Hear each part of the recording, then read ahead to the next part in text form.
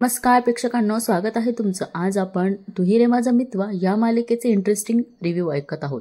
प्रेक्षकांनो, आज अर्णव ऐश्वरीची थोडी नोकझोक आहे, ती बघायला आपल्याला फार मज्जा येणार आहे। शेवटपर्यंत नक्की बघा आणि चॅनलला सबस्क्राइब करायला मात्र विसरू नका। अर्णव ऐश्वरीचं काही न ऐकता खाली येत असतो आणि इकडे अंजली पण तेच म्हणते की चिंटू एकदा ऐकून तरी घे ना। तरी अर्णव म्हणतो की ताई मला काहीच ऐकायचं नाहीये। अर्णव म्हणतो की मिस इंदोरने सिरियस चूक केली आहे आणि तिला त्याची जाणीव झालीच पाहिजे, असलं परत नको व्हायला। मामा काही बोलणार तेवढ्यात सुप्रिया ताई म्हणजे ईश्वरीची आई दारात असते आणि ती म्हणते की येऊ का। बाकीच्यांना बघून तर आनंद होतो, पण अर्णव आणि अंजली एकमेकांकडे बघतात। अंजली थोडी बिथरलेली असते आणि ती म्हणते की या ना। अर्णव म्हणतो की या प्लीज। अंजली म्हणते की या बसा आणि ती बाजूला होते आणि सुप्रिया ताई सोफ्यावर जाऊन बसतात। ईश्वरीची आई म्हणते सॉरी काही कारण म्हणजे काही न कळवताच आले, पण कारणही तसं खासच आहे। आणि सुप्रिया ताई म्हणतात की इशू नाही आहेत का घरी।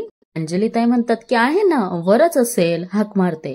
आणि इकडे ईश्वरी अर्णवच्या संतापामुळे अजून ती स्वतः संतापलेली असते आणि तिला अंजली ताईंचा आवाज येतो। त्या म्हणतात की बघ कोण आलंय। हा इकडे आकाश सुप्रिया ताईंना विचारतो की नम्रता नाही आली काकू इकडे। सुप्रिया ताई म्हणतात की नाही ना, आमच्या क्लाउड किचनचं थोडं काम आहे म्हणून तिला येता नाही आलं। ईश्वरी खाली येत असते तर अंजली म्हणते की आलीच आणि ईश्वरी आईला बघून खूप आनंदी होते आणि तिच्या आईला मिठी मारते। ईश्वरीला रडायला खूप येतं आणि तिची आई म्हणते अगं रडतेस का। ईश्वरी म्हणते की इतक्या दिवसांनी भेटले ना तुला। इकडे ईश्वरी म्हणते की अगं कशी काय आली अचानक। प्रियाताई म्हणतात की तुम्हाला सगळ्यांना आमंत्रण द्यायला आली। यांना कळतच नाही कसलं आमंत्रण द्यायला आली। ईश्वरी पण डोळे पुसते, तिच्याही लक्षात नाही राहत। ईश्वरी म्हणते की आमंत्रण कसलं। सुप्रियाताई म्हणतात की आमची इशू सासरी इतकी रमली आहेत ना, माहेरचं काही आठवतच नाहीये तिला। ईश्वरी आठवण्याचा प्रयत्न करत असते। सुप्रियाताई म्हणतात की इशू अगं आमच्या लग्नाचा वाढदिवस आहे, विसरलीस। ईश्वरी डोक्याला हात लावून म्हणते की 12 की ढेर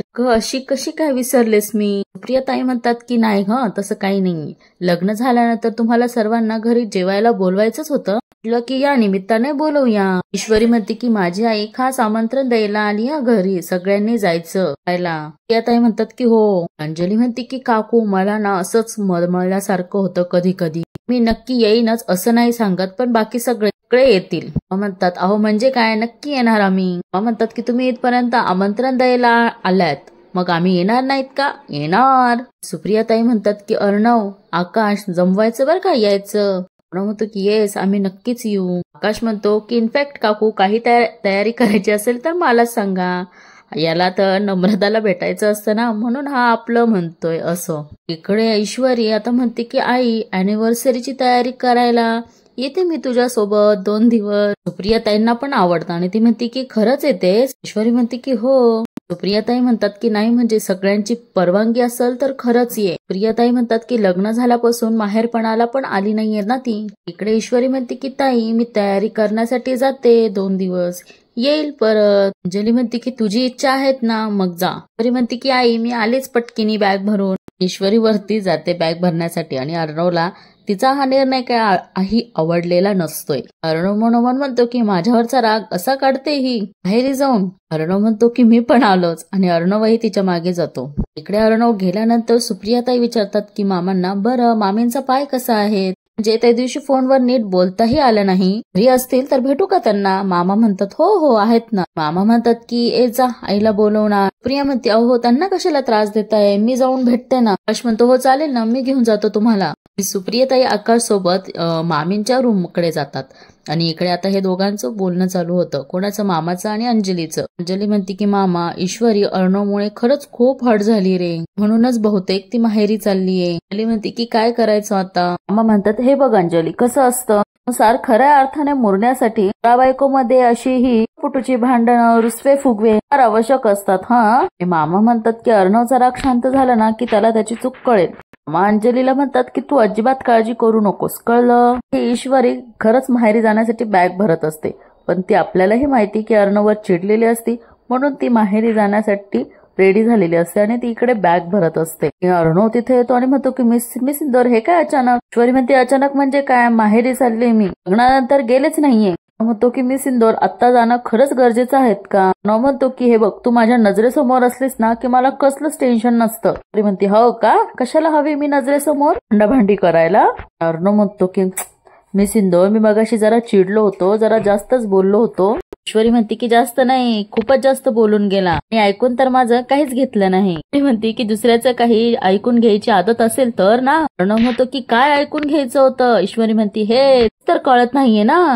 ईश्वरी खूप चिडलेली असते आणि म्हणते की दुसऱ्याच्या वागण्या मागे काहीतरी कारण असेल, काहीतरी सांगायचं असेल, पण नाही तर आरडाओरडा करायचा, सतत चिडचिड करायची आणि मग दुसऱ्याची बोलती बंद करून टाकायची. अर्णव म्हणतो की मी सिंदूर, तू कुठेही जाणार नाही, दॅट्स फायनल. तरी काही ऐकत नाही आणि म्हणते की मी जाणार आहे. अर्णव म्हणतो की मी Sindoor, you need to grow up. Arnav म्हणतो माझ्यावर रागवलीयस म्हणून तू माहेरी चाललीये हे मला कळतंय. ईश्वरी म्हणते नाही नाही नाही, माझं डोकं शांत करण्यासाठी चाललीये. भडकूचंद भांडाभांडीचा राग आणि चिडचिड सहन करण्यापेक्षा ना माझ्या माणसांसोबत माझ्या घरी छान वेळ घालवेल. अर्णव म्हणतो माझी माणसं. ईश्वरी म्हणते हो. अर्णव म्हणतो म्हणजे मी तुझा कोणीच नाहीयेत का? इकडे ईश्वरी थोडीशी हे झालेली असते, बोलती बंद झालेली असते आणि अर्णव म्हणतो मग एकीकडे का सारखं माझा नवरा असं करत असते? ईश्वरी म्हणते ते काही मला माहित नाही, मी जाणार. अर्णव त्यातनं एक साडी काढतो आणि म्हणतो की नाही जायचं. ईश्वरी म्हणते मी जाणार. ईश्वरी ती साडी ओढण्याचा प्रयत्न करते. अर्णव म्हणतो की नाही जायचं. ईश्वरी म्हणते की साडी सोडा हो. अर्णव म्हणतो नाही सोडणार. ईश्वरी सोडून देते आणि म्हणते की नेसा. ईश्वरी त्याचं न ऐकता खाली निघून जाते आणि अर्णवही तिच्या मागे जातो. आता इकडे वल्लरी कोणाशी तरी फोनवर बोलत असते आणि म्हणते की हो हो काही हरकत नाही. तेवढ्यात तिला आकाशचा आवाज येतो आणि तो म्हणतो की या ना सुप्रिया काकू या. ही वल्लरी सुप्रियाचं नाव ऐकताच म्हणते की सुप्रिया, ईश्वरीची आई इथे काय करते? आकाश विचारतो की काकाची तब्येत कशी आहे? हे सगळं वल्लरीला ऐकू येत असतं आणि इकडेही खूप घाबरलेली असते. त्या म्हणतात की अरे बऱ्यापैकी सुधारणा आहे आता. आकाश म्हणतो की या मग मॉम आतमध्येच आहे आणि इकडे ही खूप घाबरलेली आहे, खूप घामोघाम झाली आहे. मामी म्हणते की ती इथे कशाला येते आणि ती घाबरून तिला काही सुचेना आणि ती बेडवर झोपते आणि अंगावर ती ब्लँकेट घेऊन झोपून घेते आणि तेवढ्यात तिथे आकाश सुप्रियाला घेऊन बेडरूम मध्ये येतो. आकाश आवाज देतो की मॉम मॉम. तो म्हणतो की हे बघ ईश्वरीची आई आली तुला भेटायला. आकाश खूप आवाज येतो पण आपल्याला माहितीये झोपेचं सोंग घेणाऱ्याला जाग करता येत नाही, झोपलेल्याला मात्र जाग करता येतं. तसंच काहीच हेच झालेलं आहे. आकाश म्हणतो झोपलीयस का? आकाश म्हणतो की कमाल आहे, असं अचानक कसं काय झोपली ही? प्रियाताई म्हणतात की आकाश राहू देत, झोप लागली असेल तर नका उठव त्यांना. आकाश काही ऐकत नाही आणि म्हणतो की नाही एक मिनिट थांबा ना मॉम. सुप्रियाताई म्हणतात की खरंच राहू द्या आकाश, औषधांमुळे डोळा लागला असेल त्यांचा. प्रियाताई म्हणतात की त्या जितका आराम करतील ना तितकाच त्यांचा पाय लवकर बरा होईल. आणि आकाश म्हणतो की आय डोंट नो, अशी एवढी गाढ झोप कशी काय लागली? आकाश म्हणतो की एनिवे सॉरी, त्यालाही बिचारायला वाईट वाटतं. सुप्रियाताई म्हणतात की काय माहिती काय योगायोग आहे. सुप्रियाताई म्हणतात की नेहमी आमची भेट होता होता राहून जाते. आकाश त्यांना बाहेर घेऊन जातो आणि इकडे वल्लरी उठते आणि खूप घामोघाम आणि घाबरलेली असते. ती म्हणते की थोडक्यात वाचले मी आज या सुप्रियाने मला बघितलं असतं तर लगेच ओळखलं असतं. कारण आयुष्य उद्ध्वस्त करणाऱ्या माणसाचा चेहरा सहजी कोणीच विसरत नाही. आता बघा प्रेक्षकांना, या सुप्रियाने पण त्या दोघांचा फोटो बघितला नसेल का? आता हे तर एक विचित्रच आहेत की नाही. इथे त्या दोघांचा नवरा बायकोचा फोटो लावेल असताना सुद्धा सुप्रियाने तिला ओळखलं नसावं. असो, वल्लरी म्हणते की वल्लरी आता शांत बसून चालणार नाहीये तुला. कारस्थानं करून हे सगळं मिळवलं तर उघडं पडलं ना तर एका दिवसात रस्त्यावर येशील तू. ईश्वरी खाली येते आणि अंजली तिला समजवण्याचा प्रयत्न करत असते. तेवढ्यात ईश्वरी म्हणते की आई आली. मामा विचारतात की वल्लरी भेटली ना तुम्हाला? आकाश म्हणतो की डॅड मॉम झोपली होती. आकाश म्हणतो की आय थिंक पायासाठी ज्या गोळ्या घेतल्या त्यामुळे झोप लागली असेल. मामा म्हणतात की यावेळेस ती झोपली होती, उठवायचंच ना तिला. सुप्रियाताई म्हणतात की अहो काही गरज नाहीये, भेटेन पुन्हा कधीतरी. सुप्रिया म्हणते की आमच्या भेटण्याचा योगच यावा लागणार आहे. ही सुप्रिया म्हणते की या दोघांचे लग्न झाल्यापासून मी त्यांना बघितले सुद्धा नाहीये. अर्णव म्हणतो की काकू तुम्ही बसा प्लीज, मी खाण्यासाठी काही. आणि लगेच ईश्वरी म्हणते की आई आपण निघूयात का, होईल आपल्याला. प्रियाताई म्हणतात की हो चालेल आणि म्हणते की सगळ्यांनी यायचंय हा जेवायला नक्की. अर्णव म्हणतो काकू मी तुम्हाला सोडेल.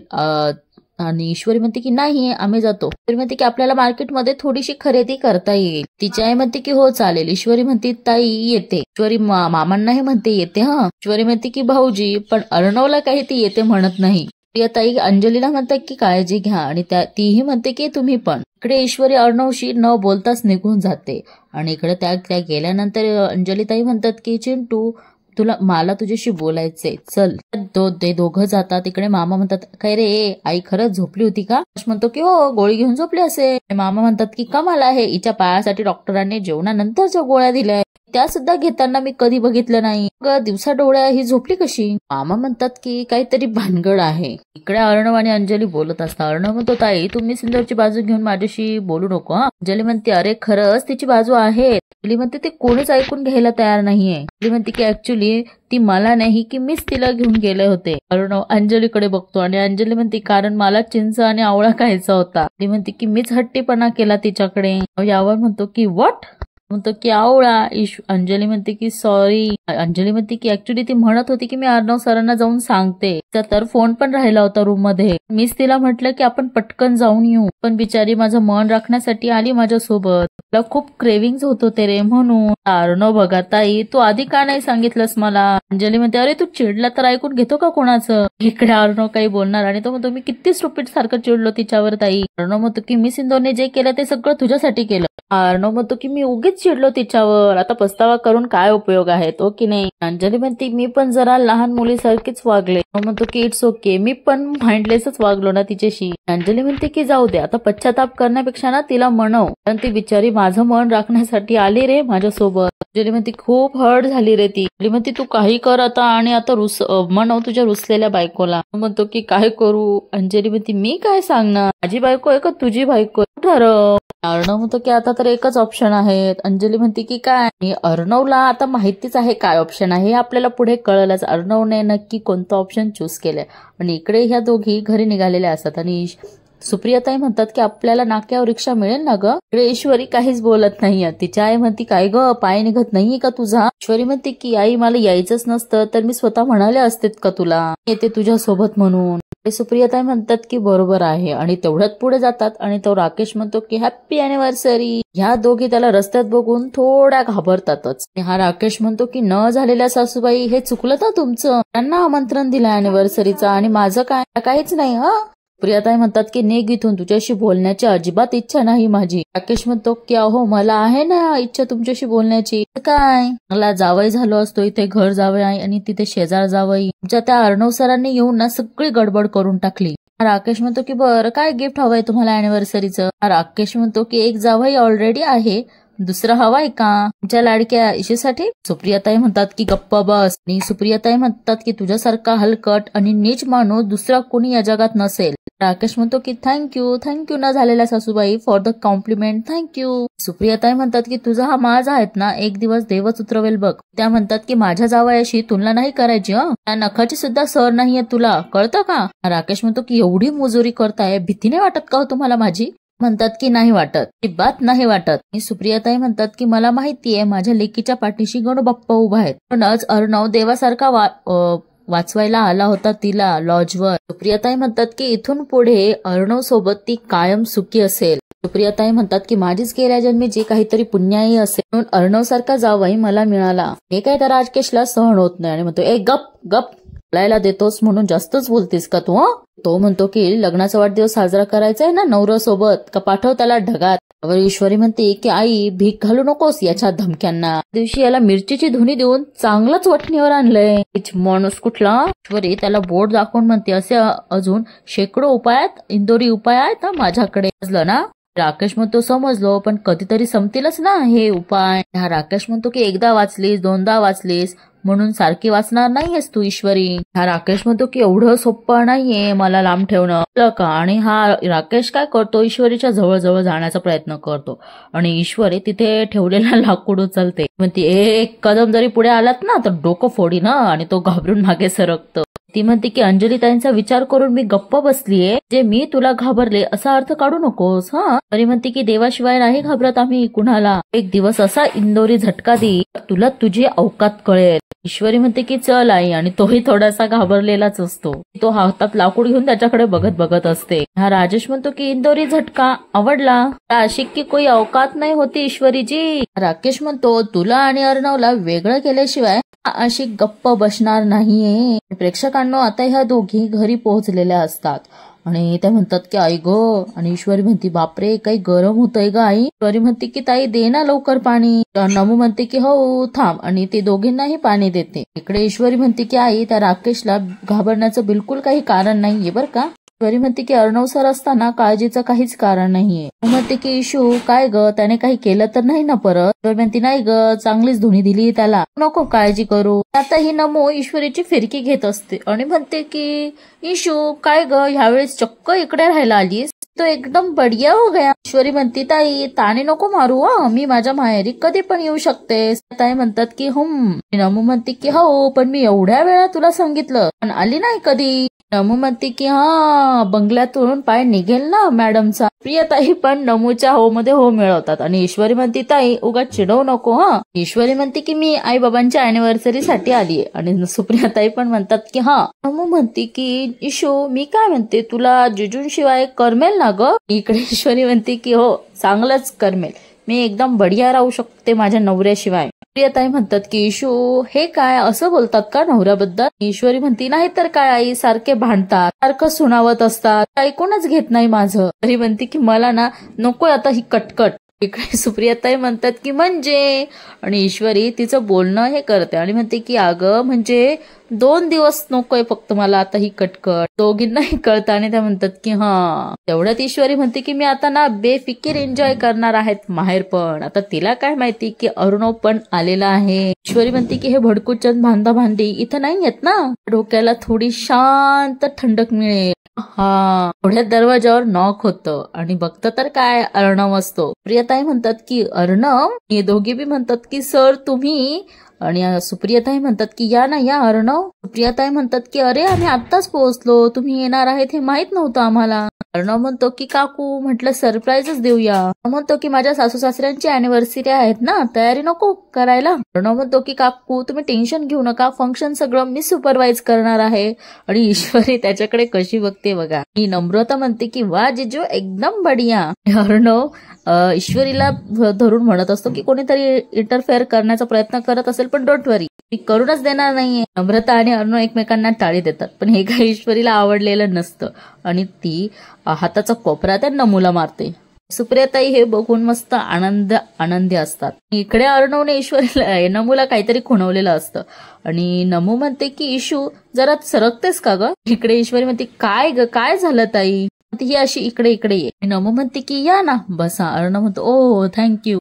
अर्णव ईश्वरीला सांगतो की रिस्पेक्ट. प्रियताई म्हणतात की अर्णव मी काहीतरी बनवून आणते तुमच्यासाठी. इकडे नमू म्हणते की जिजू तुम्हाला काय खायला हवंय, पोहे कचोरी दहीवडा जाम की मालपोहे, शिवाय यापेक्षाही स्पेशल काहीतरी हवंय का खायला प्लीज सांगा. अर्णव म्हणतो की नम्रता मला काही स्पेशल नकोय, सगळं स्पेशलच आहेत माझ्यासाठी काकू. सुप्रियाताई म्हणतात की अहो अर्णव तसं नाही, यापेक्षाही काहीतरी स्पेशल खायची इच्छा असेल अगदी मोकळेपणाने सांगा तुम्ही मला. इकडे ईश्वरी मनोमन म्हणते की माहेरपणाला मी आली, लाड होत आहेत यांचे. सुप्रियाताई म्हणतात अगं नमू उभी काय, पाणी घेऊन ये यांच्यासाठी. आता पाणी आणायला जाते. इकडे ईश्वरी म्हणते की आई. ईश्वरी म्हणते की आई मी पण आहे इथे, मी पण आत्ताच आली आता ग. सुप्रियाताई म्हणतात हो अगं हो. अर्णव म्हणतो की काकू कोणीतरी इन्सिक्युअर होतंय का इथे. ईश्वरी म्हणते मी नाही झाली इन्सिक्युअर वगैरे. म्हणतो की मी तुझं नाव घेतलंच नाहीये. अर्णव म्हणतो की आय वॉज जस्ट लाईक असंच म्हणालो मी. सुप्रियाताई म्हणतात की ईश्वरी म्हणते की तुम्ही नाव मुद्दाम. तेवढ्या सुप्रियाताई म्हणतात की इशू बाळा तुझ्यासाठी पण बनवून देते, इतक्या दिवसांनीच तू आलीये, तुझ्या आवडीचं बनवल्याशिवाय राहणार आहेत का मी, सांग बरं काय हवंय तुला. इकडे ईश्वरी सांगते की मला. तेवढ्यात अर्णव म्हणतो की चहा काकू, चहाचा गरमागरम चहा वाह फेवरेट. अर्णव म्हणतो ईश्वरी म्हणते की आई मला. आणि अर्णव तेवढाच सांगतो की पोहे, तरी पोहे जिरावण घातलेले ते तुम्ही बनवतात ना मला खूप खूप आवडतात. अर्णव म्हणतो की आमच्या घरी बनतात पण त्यात मजा नाहीये. ईश्वरी अर्णव खूप संतापलेली असते. सुप्रियाताई म्हणतात की बरं मी आणते बनवून, तुम्ही बसा. सुप्रियाताई म्हणतात की नमू चल. नम्रता म्हणते की जिजू पाणी. अर्णव म्हणते की थँक्यू सो मच. म्हणतो सोफ्यावर बस ना. मग ईश्वरी म्हणते नाही. मग अर्णव म्हणतो जा ना. ईश्वरी म्हणते की नाही जाणार, इथेच बसणार. माझं घर आहे आणि बसते ती सोफ्यावर केस बिस वगैरे असं हे करून ईश्वर इकडे बघतो पाणी पिता पिता आणि इथेच या मालिकेचा एपिसोड संपतो. आजची मालिका तुम्हाला कशी वाटली हे नक्की कमेंट करून सांगा. पण आता बघू उद्याच्या भागात काय दाखवलेले आहेत ते. इकडे मामी आणि राकेश प्लॅन करतात. मामी म्हणतात की ईश्वरी माहेरी म्हटल्यानंतर असं काहीतरी करावं लागणार की ती ह्या घरात परत येणारच नाही. इकडे अर्णव म्हणतो की मला बोलायचंय तुझ्याशी. इकडे ईश्वरी म्हणते की मला माहितीये तुम्हाला काय बोलायचंय ते. ईश्वरी म्हणते की तुम्ही माझ्या मागे आलात त्यावरून कळतंय की अंजली ताईने तुम्हाला सांगितलेलं असेल. ईश्वरी म्हणते की त्यामुळेच तर तुमची सॉरी ऐकण्याची तर माझी बिलकुल इच्छा नाहीये. अर्णव म्हणतो की मी तुला इथे सॉरी म्हणायला आलोच नाहीये. तरी त्याच्याकडे बघून म्हणते की मग. इकडे अंजली मामीला म्हणते की तू जातेस ना ईश्वरीकडे. मामी म्हणतात नाही ग. मामी म्हणतात की यावेळेस मी तुझं काहीच ऐकणार नाही, तुला यावंच लागेल. आणि तिथून मामा निघून जातात. इकडे ह्या मामीला घाबरायला होतं. बघा प्रेक्षकांना आता उद्याचा भाग तो खूप सॉलिड आहे. आता बघू. आणि चॅनलला सबस्क्राईब केलं नसेल तर चॅनलला सबस्क्राईब जरूर करा. आपण उद्या पुन्हा भेटू या मालिकेच्या इंटरेस्टिंग अशा रिव्ह्यू सोबत. तोपर्यंत तुम्ही काळजी घ्या. Bye bye.